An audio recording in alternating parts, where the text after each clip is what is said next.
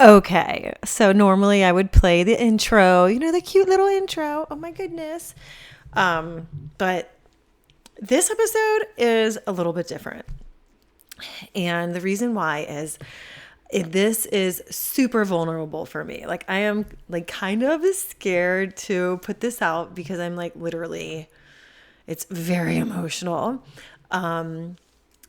And it's a little embarrassing to be this way in front of people, but I'm also realizing that that's, a trauma response for me. Hi, being told your emotions weren't valid like your whole life. Anyway, that's a topic for another podcast because obviously, that has a lot to do with manifestation and with getting what you want. But in this episode, I had hit a breaking point, like one of the lowest moments in the last year, and I didn't know how I was going to get out of it. And I want to start this new Topless Manifester 2.0 with this rawness so you can see exactly where, I think too many people show like the highlight reel and not enough people are showing you that like your freak out moments and your breakdowns are normal and that, everybody has them. We just online, you get the freaking highlight reel, right? But I know as much as you know that that's such bullshit. So, I actually can't remember exactly what I said in this podcast episode because I recorded it so long ago. So I'm probably saying like a lot of the same, like some of the same things that I'm going to say, like what you're going to be hearing, but you're going to get the full story. And also at this point in this episode, I thought I was going to create like a whole brand new podcast called Manifest Your Fuck Yes Life. But I just kept being drawn back to Topless Manifester over time. And so I never did launch Manifest Your Fuck Yes Life. But that's the vibe of Topless Manifester. So you might hear me refer to that podcast or it being like, oh, we're going to start this new one. We're not. Don't get confused. We're going forward with Topless Manifester, obviously. #obvi. But like, really the whole gist of it though is that this is where it all begins. Like this is the point. It's moments like this where you have your back against the wall and you have no idea how you're going to get out. And especially when it just seems like one thing after another, just like life just keeps bitch slapping you. I want you to know how quickly you can turn this around. And so this episode is showing you the moment when I just felt so bitch slapped and down and just like, oh my God, how the hell am I going to get out of it? So without further me just rambling, I'll land the plane right now and let you go listen to the episode. So, cheers to Topless Manifester 2.0. Let me know what you think. You can always send me a message, tag me on Instagram, let me know. Maybe you laugh at me the whole time, maybe you don't. I don't know. Maybe you cry with me, maybe you don't. But I love hearing from you, and I really hope that this serves you in some way, shape, or form. Love ya. Today, we are 5 months. 5 months out from our home being hit by Hurricane Helene, and my contractor just quit. And it's so crazy because I just got back yesterday from let's say 3-day event in Las Vegas where I led a breath work and I was on a leadership panel in front of all these amazing leaders with one of my most favorite mentors. And while I got a lot of messages while I was there, the biggest one or two was be true to yourself. Be yourself 100%.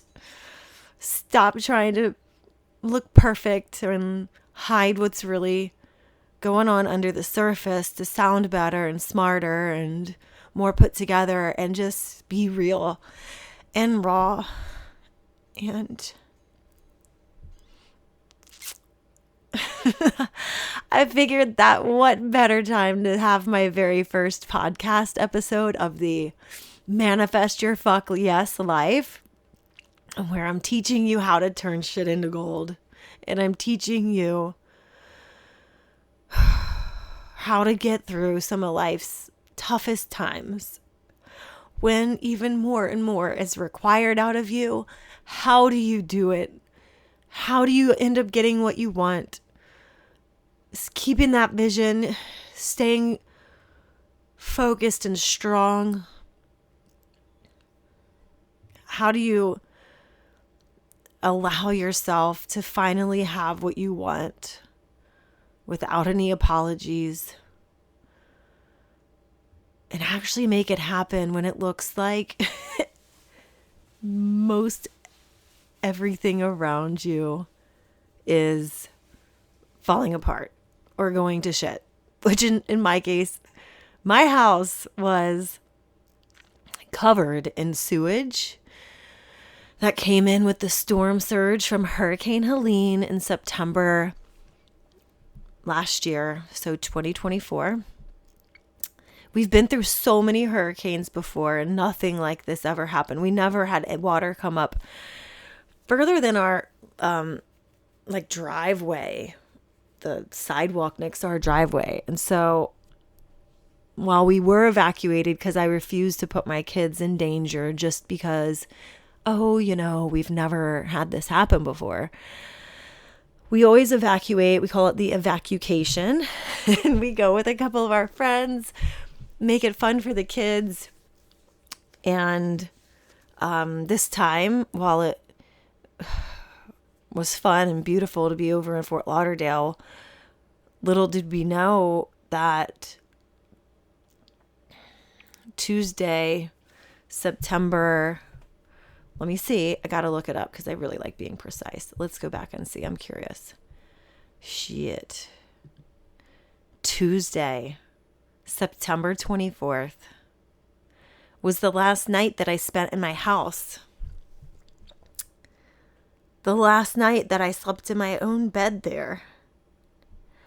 And, got a drink from my fridge and played with my kids in the house while it was put together and sat on the couch. We knew something bad was about to happen, but we just didn't know how much it would affect our whole entire neighborhood. It looked like a bomb went off. It was crazy.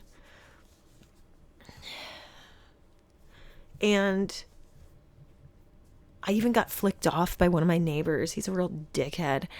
I was taking video of our street because it was crazy. I mean, every single street looked like ours. All your contents of your house are wet and covered in shit-stained water. Doesn't look like it from them. It smells like it when you walk up to it. It was really crazy as a breathwork facilitator and promoter of nervous system regulation. It was really interesting to me in a sad, sad way that I couldn't even breathe and regulate myself through breathwork in my own home because it was dangerous, because you're basically smelling like, bacteria from who knows what neighbors, enchilada they ate the night before. Ugh. Like there was a turd on our front driveway. I don't know if it was one from our house, but it was a turd just there. Ugh.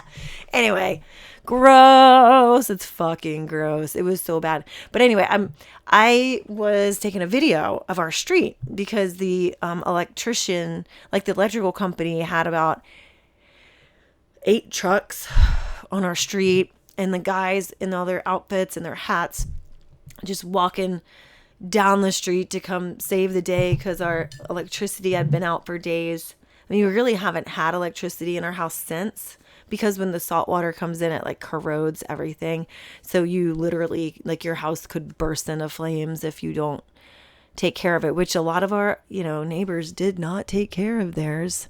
It's really crazy living on the edge there. But I was taking a video of my own fucking street with my own fucking camera, driving my own fucking car, and I went to take a left to pass this piece of shit that lives down the street from me, and he flicked me off. And I was like, and I know I shouldn't say it's a piece of shit, but it was like a real piece of shit thing to do. You know what I mean? For him to do. Because I have, like my husband's side of the family is in South Africa. They don't have any frame of reference for what we're going through. My family all over the US had no frame of reference for exactly how bad it was. And I wanted to take videos to send to them and to be like, look, here's what it actually looks like. I mean, it looked like a bomb went off in everybody's house and all their contents were outside, but their house looked fine on the outside. It was just, all of our houses look like nothing's wrong with them from the outside, but inside we don't have walls. You don't have any cabinets.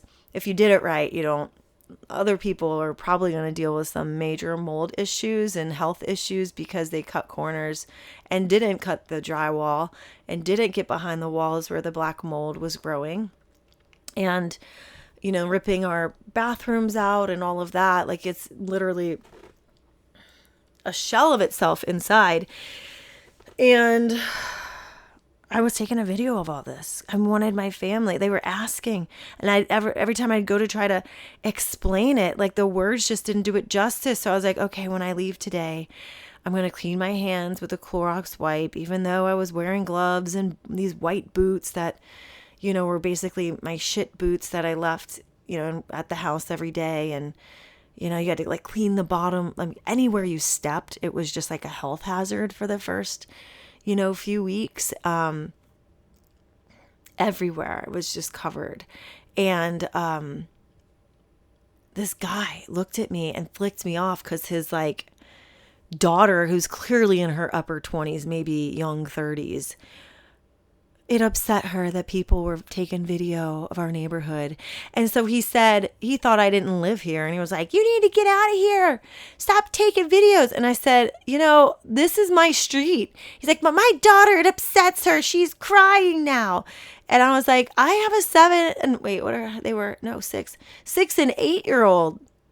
Like, we live on the street. They just lost their home. They just lost their Lightning McQueen. They lost everything. I think I'm allowed to take a video. And he, like, ever since, he's been a real dick to me. But, I just try to ignore him. But that moment stuck in my head because I was never in my wildest dreams would I think to flick somebody off who was driving down the street. I mean, there were people at the end of each day coming and taking appliances. By the way, BTW, never buy an appliance that's used on Facebook Marketplace, especially from a beach area after it's gotten hit by a hurricane. I'd probably wait on that shit for at least a few years, just so you don't get some old piece of junk from, that looks brand new, but might have just gotten, fucked up by a hurricane. And my gosh, it's just, it's wild and it's a blur. And this is the story that I'm going to tell you, bits and pieces of this as much as I can remember, because some of it is just like in the days and weeks that followed, things just piled on. Things just, as soon as I felt like I'd get ahead a little bit, something would happen that was like traumatic as hell, like crazy. And then I push through and I handle it and then get to the next thing and the next thing. And it just looked like nothing was working out for us, or that something would work out, but then it would end up, having something else. Like my dad passed away, 3 weeks after Helene hit, and like 2 weeks, a week and a half after Milton hit. So I went from him messaging and calling me every day to see how we were and giving us advice and supporting us to like getting the call that he passed away as I was sitting in the school pickup line on a Friday after getting an advance from the flood company. And I'm thinking, oh my God, things are looking up. We're like, we finally had something good happen. And then I find that out. And it was like, fuck. So I know you've had these moments too, and maybe they haven't been as drastic or traumatic, but maybe they have too. There's no comparison there, I don't think, but there's clearly been moments in your life where you've thought, God, why can't I just have it easy? Why can't things work out for me? It seems like I'm so far from my goal. And we're going to explore this. We are going to create your fuck yes life one way or another here. And you're going to learn from some of the steps that I took through myself through. Some of the ways that I get myself out of the shit. I'm going to do everything in my power to give you the tools that you need and the techniques and the guidance that you need to get yourself through this too, so that you can finally have a life that feels like a vacation, that's like a permanent vacation, instead of it feeling like it's just a battle. Okay? And so that's why I wanted to start off today, because here I was 5 months ago losing our home. 2 months ago, I remember, 2 months ago, fucking A, 12/24 on Christmas Eve, I was signing a contract with my contractor to get the work started. Paid him a week later on New Year's Eve, like a $3,000 down payment for the multiple 5 figures of work that was going to be done by them. And then here I am 2 months later, kind of starting at the beginning, where we got to hire somebody else to take his place. So, what better time? And oh my God, as I'm sitting here, I'm looking at my computer, and on this one computer I have for work, and it's got, oh my God, I think that little neighbor I was just telling you about, I think he drove past our trailer. I didn't mention, we live in a travel trailer in our front yard with 2 kids, 2 dogs, a cat that I swear I throw her in the house at least once or twice a day to make sure she takes the shit there instead of in my suitcase like she did at our temporary housing after the hurricane. And we will be telling you all of these stories, so you know that. And I want you to see when I do it, when I get out of this and we are victorious, and I'm at this place where I'm like, holy shit, how does it get this good? Pinch me. This is amazing. I want it to be that if you found me and I'm at that place right now, like a time in the future after recording this, like years down the line, let's just say, like, say you find me, if this is, for example, August of 2025, and I'm sitting here like laughing my ass off and cackling at how great life is, and I tell you it wasn't always like this, go back to episode 1, and now you're listening to episode 1, I want you to have this proof in this way, and all of the lessons that I'm learning along the way, and the things I'm implementing along the way, and all the, all the funny jokes, and that's what she said, and the the ways to just like laugh it off, right? And things that I come across and treasures that I find, I want you to find them in real time. And I want you to get a realistic picture of what it takes to get to the point where you're like, pinch me, is this real life? Because I can't imagine it getting to that. I mean, I couldn't imagine it getting to that back in the day. You know what I mean? I felt like it was going to be a marathon, like so far away. I want you to be able to come back and really, really see what it takes to have somebody take you through this. And that's the confidence I have, because there is a voice in me that says, but what if we don't? But I have the confidence that we do, that we will, that it's inevitable. Like, my success in this is inevitable. I'm choosing that to be the story, even though It might feel stressful or depressing or challenging at times. I plan to make this as realistic for you as I can, because how much more realistic is getting it served to you real time, right? All right. So I think that does it for episode 1. Oh, good. I'm looking. Okay. So I started to tell you the story about this computer that I have for work. So at the bottom, it's got this little widget thing, and it'll tell me like, oh, it's this temperature and it's raining. And it has like this little number with a red dot around it.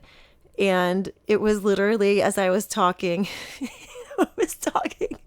and recording this fucking podcast episode, the little number in red said 6, and it was 66 degrees Fahrenheit and said rain underneath.